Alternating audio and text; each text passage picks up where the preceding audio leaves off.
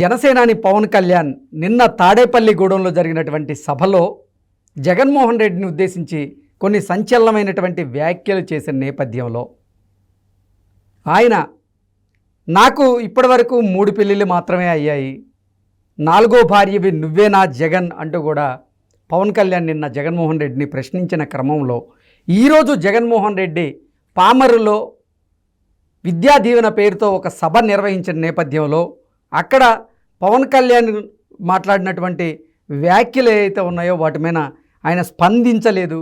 ఈ నేపథ్యంలో ఒక వార్త ఇప్పుడు సర్వత్రా చర్చనీయాంశంగా మారింది. ఆయన పవన్ కళ్యాణ్ వ్యాఖ్యలపై స్పందించకుండా ఉండడానికి కారణం ఏంటి? ఇది విద్యార్థుల సభని ఆయన నోరు మెదపలేదా, లేదంటే నోరు మెదపకుండా ఉండడం వెనక ఏదైనా వ్యూహం ఉందా అనేది ఇప్పుడు సర్వత్రా చర్చనీయాంశంగా మారిన నేపథ్యంలో ఈ అంశానికి సంబంధించి మనతో మాట్లాడేందుకు ప్రముఖ సీనియర్ జర్నలిస్ట్ దుర్గాకుమార్ గారు మనతో ఉన్నారు. సార్తో మాట్లాడదాం. సార్ నమస్తే. సార్ నమస్కారం. కృష్ణ గారు, మన వీక్షకులు కూడా నమస్కారం. సార్, నిన్న పవన్ కళ్యాణ్ గారు జగన్మోహన్ రెడ్డి గారిని ఉద్దేశించి కొన్ని వ్యాఖ్యలు చేసిన నేపథ్యంలో అవి ఇప్పుడు సర్వత్రా చర్చనీయాంశంగా మారినాయి. నాకు ఇప్పటివరకు అయింది 3 పెళ్ళిళ్ళే, నువ్వేమో 4 పెళ్ళిళ్ళు అంటున్నావు, 4వ భార్య నువ్వేనా జగన్ అంటూ కూడా నిన్న పవన్ కళ్యాణ్ గారు జగన్మోహన్ రెడ్డిని ఉద్దేశించి ప్రశ్నించారు. ఈ నేపథ్యంలో ఈరోజు పామర్లో జగన్మోహన్ రెడ్డి గారి విద్యా దీవెన అనేటువంటి పేరుతో ఒక సభ నిర్వహించారు. ఆ సభలో అందరూ కూడా పవన్ కళ్యాణ్కి ఆయన కౌంటర్ వేస్తారు అని భావించిన నేపథ్యంలో అసలు జగన్మోహన్ రెడ్డి ఆ అంశానికి సంబంధించినటువంటి ప్రస్తావనే లేదు, నోరు విప్పలేదు.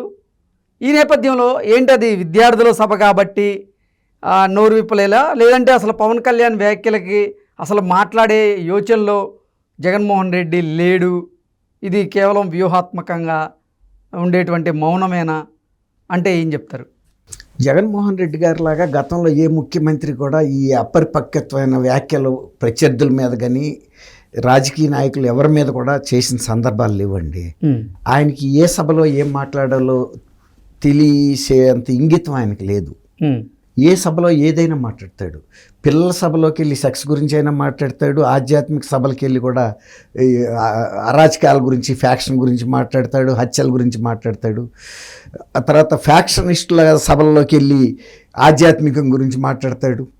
అంటే సందర్భోచితంగా సమయానుసారంగా మాట్లాడేటంత విచక్షణ ఆయన పాటించడు. ఆయన ఆతృత ఎప్పుడు కూడా ప్రత్యర్థుల్ని నిందించడంలోనే. ఆయనకి 3 పెళ్ళిళ్ళు అయితే ఎవరికి కావాలి, 4 పెళ్ళిళ్ళు అయితే ఎవరికి కావాలి, ప్రజలకి ఏమన్నా సంబంధమైన అంశం ఇది. పవన్ కళ్యాణ్ గారు ఏమన్నా, లేకపోతే ప్రజలు వాళ్ళు ఎప్పుడన్నా ఆయన భార్యలు ఎప్పుడన్నా వచ్చి జనంలోకి వచ్చి మాకు అన్యాయం చేశాడని ఎవరికన్నా చెప్పారా? తన దగ్గరికి వచ్చి చెప్పారా? పోలీసులు రిపోర్ట్ ఇస్తే పని కోర్టులోనే చూసుకోవటానికి ఆయన కోర్టుల ద్వారానే విడాకులు పొందాడు. న్యాయస్థానంలో ఆయన ఏమేమి ఇవ్వాలో అన్నీ సెటిల్మెంట్ చేసుకున్న తర్వాత అది ఒక రాజ్యాంగంలో ఇచ్చిన దీని ప్రకారమే వెళ్తున్నాడు తప్ప ఆయన రాజ్యాంగాన్ని ఉల్లంఘించి అయితే వెళ్తలేదు కదా.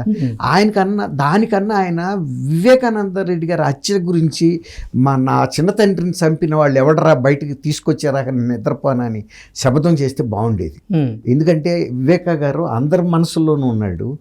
ఆయన్ని హత్య చేసి ఇప్పటికి కూడా ఆంధ్రప్రదేశ్ ప్రజలు నమ్మలేకపోతున్నారు.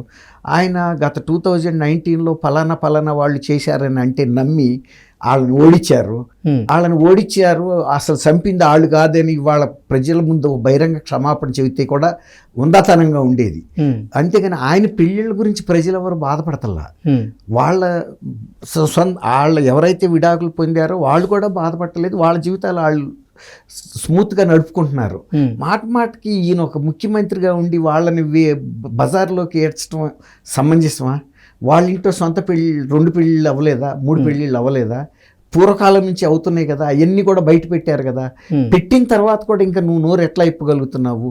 ఇప్పుడు మీ తండ్రి భాస్కర్ రెడ్డి ఒక తండ్రి సంతానమే కానీ ఒక తల్లి సంతానమా అని అన్నీ చెప్పారు. వాళ్ళ వంశ చరిత్ర మొత్తం బయట పెట్టిన తర్వాత కూడా మొన్న సభలో కూడా మళ్ళీ ఆ మాటలు మాట్లాడాడంటే అసలు ఆయన మనం ఏమనుకోవాలి? అందరూ కూడా చీకొడుతున్నారు. మహిళలు కూడా పవన్ కళ్యాణ్ చేసుకున్నాడు, ఇవాళ రేపు పవన్ కళ్యాణ్ ఒక్కడే విడాకులు తీసుకోలేదు. విడాకులు కోర్టులు, ఫ్యామిలీ కోర్టులు కిక్కిరిసిపోయి ఉంటున్నాయి. కొన్ని లక్షల కేసులు పెండింగ్లో ఉంటున్నాయి. ఇది దేశవ్యాప్తంగా ఉన్నాయి. ఒక్క పవన్ కళ్యాణే కాదు. పవన్ కళ్యాణ్ నీకు శత్రువు కాబట్టి నువ్వు ఆయన్ని మిగిలిన వాళ్ళందరికీ కూడా బయటికి ఎన్నెన్ని చరిత్రలు ఉండవు సినిమా వాళ్ళల్లో కానీ పబ్లిక్ లైఫ్లో కానీ అయినా అనవసరం కదండి. నువ్వు ఎలాంటి పరిపాలన ఇస్తున్నావో కావాలి. నువ్వు కూడా 3 పెళ్ళిళ్ళు చేసుకో. నువ్వు అంతకుముందు నీ హోటల్లో రహస్యాలు కూడా బయట పెట్టడానికి బోల్డ్ మంది సవాల్ ఇసిరారు. అవి కూడా రేపు రాబోతున్నాయి పబ్లిక్ మీడియాలో, సోషల్ మీడియాలో వస్తాయి, ఆగవు. ఇప్పుడు నువ్వు ముఖ్యమంత్రిగా ఉన్నావు కాబట్టి ఇంకా కొంచెం వేసి చూస్తున్నారు. అన్ని ఆధారాలతో సహా బయటకు వస్తాయి.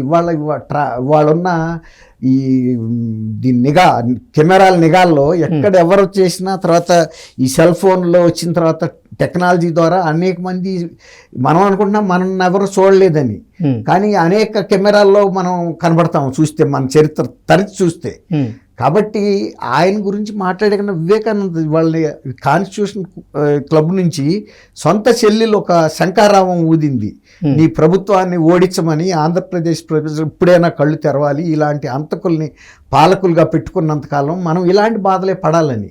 మీరంతా ఎంత బాధపడుతున్నారో కుటుంబంలో కూడా మేము అదే బాధపడుతున్నామని చెప్పింది. దానికి సమాధానం చెప్పకుండా ఆయన 3వ పెళ్ళి, ఆయన అన్నాడు నువ్వు 4వ పెళ్ళాంవా అని. ఏమైనా మాట్లాడటానికి వాళ్ళ జగన్మోహన్ రెడ్డి గారి దగ్గర ఇంకా సమాధానం ఉందా అండి? ఉందండి. ఎట్లా ఉంటుంది? ఇప్పుడు వాళ్ళ కుటుంబ సభ్యుల్ని నువ్వు రోడ్డు మీద వేస్తే నీ కుటుంబ సభ్యుల్ని రోడ్డు మీద వేయరు వాళ్ళు, ఇంకా సభ్యత్వం ఆగుతున్నారు. అలాంటిది వేయించుకోవాలంటే నువ్వు మాట్లాడు. తర్వాత ప్రజలకి నువ్వు చేసిన డెవలప్మెంట్ చెప్పుకోవటానికి ఏమీ లేదు. పవన్ కళ్యాణ్ 3 పెళ్ళిళ్ళే నీకు ఎప్పుడు కళ్ళల్లో కనబడుతున్నాయి, నేను ఎప్పుడు చేసుకుంటా అన్నా అని కళ్ళగంటున్నావు నువ్వేమన్నా. అట్లాంటి కోరుకుంటే చేసుకో, ఎవడు ప్రజలు కాదనరు. నీ ఇంట్లో నీకు ఆ శక్తి కనుక ఉంటే. జగన్మోహన్ రెడ్డి ఈ అంశానికి సంబంధించి నోరు మెదపకుండా ఉండొచ్చేమో కానీ, జగన్మోహన్ రెడ్డికి సంబంధించినటువంటి కొంతమంది రాయబారులు అయితేనేమి, కొంతమంది ఆ పార్టీకి సంబంధించినటువంటి నేతలు అయితేనేమి బయటకు వచ్చి నిన్న పేర్ని నాని గారు ఈ వ్యాఖ్యలను ఉద్దేశించి ఆయన కూడా కొన్ని ఘాటు వ్యాఖ్యలు అయితే చేయడం జరిగింది.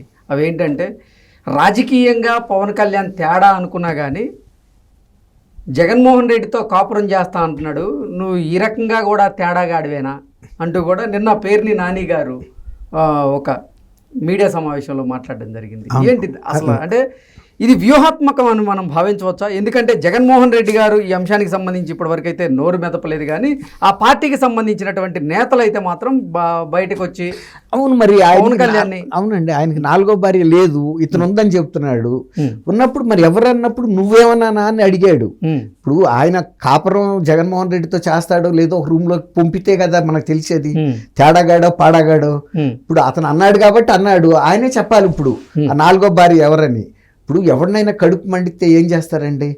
ఎవరినైనా ఏదైనా మాట్లాడతాడు. నువ్వు మాటకు 3 పెళ్ళిళ్ళు 4 పెళ్ళిళ్ళు అంటే రోజుకు ఒక సభలో ఒక్కొక్క పెళ్ళాలని పెంచుకుంటా పోతే ఆయన చేసుకున్న 3 పెళ్ళిళ్ళు, ఒక అమ్మాయితో ఉంటున్నాడు, 2కి విడాకులు ఇచ్చాడు.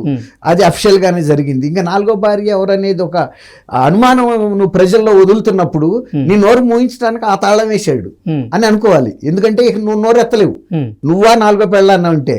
ఇప్పుడు ఆయన అన్నట్టు తేడా పాడాగాడి తర్వాత మాట. ఇప్పుడు యువతలో నోరు తాళం వేయాల్సిన అవసరం పవన్ కళ్యాణ్కి ఉంది. ఇప్పుడు జనం ఏమనుకుంటారు, జగన్మోహన్ రెడ్డి కిందటి ఎలక్షన్ లో చంద్రబాబు అంతకుడు అన్నాడు, ఇప్పుడు ఇతను 4వ పెళ్లి కూడా చేసుకున్నట్టు చెబుతున్నాడు. అట్లా అయ్యేటప్పటికి ఇతని పరువు నష్టం జరగటల్లా, ఇతని పరువు ఏంటి, ఇంకో 4వ పెళ్ళాం ఎవరని, ఆ 4వ పెళ్ళాం ఎవరు నువ్వా అని అడిగేటప్పటికి ఇది ఒక చర్చ అయింది. నిజమే కదా, 3 కదా అయింది, ఇతను 4 అని ఎందుకు వాడుతున్నాడు, మాటకి తెలిసే వాడుతున్నాడు కదా. అప్పుడు అతను నోటికి తాళం వేయటానికి వాడాడని నేను అనుకుంటున్నా. ఇప్పుడు పేర్ని నాని గారు అన్నట్టు అతనితో పడుకోవటానికి కాదు, తాళం వేయాలి. అందుకే నేను ఇప్పుడు మీరు అన్నారు కదా విద్యా దీవెనల దగ్గర ఎత్తలేదని. విద్యా దీవెన స్టూడెంట్స్ ప్రోగ్రామ్ కాబట్టి ఎత్తకూడదని ఎత్తకపోవటం కాదు, తాళం పడిందేమో అనుకుంటున్నాను నేను. ఇక దాని మీద సమాధానం ఎవరు చెప్పుకుంటాడు? చెప్పుకోలేడు, సిగ్గదండి అని అనుకుంటున్నాను నేను. అట్లా వాడి ఉంటాడని. అది పేరు నాని గారికి తెలియదుగా, ఈయన బాధ ఏదో విమర్శ చేసింది ఈయన మీద. అదే పేరు నాని గారి మీద చేస్తే అది ఎట్లా స్పందించేవాడో నేను చెప్పలేను. ఇప్పుడు ఒక్కోసారి కొంతమందికి నోటికి తాళం వేయాలంటే ఇట్లాంటి ఏదో ఒక కటు మార్గం తీసుకోక తప్పదు. ఆ మార్గాన్ని అతను పవన్ కళ్యాణ్ గారు ఎంచుకున్నాడని నేను అనుకుంటున్నా. ఎందుకంటే నేను కూడా ఊళ్ళో పుట్టినాడిని. కొంతమంది నోటికి తాళం వేయాలంటే ఇట్లాంటి కటువైన మార్గాన్ని అనుసరించక తప్పదు. అది నేను అట్లా భావిస్తున్నాను. Okay sir, thank you.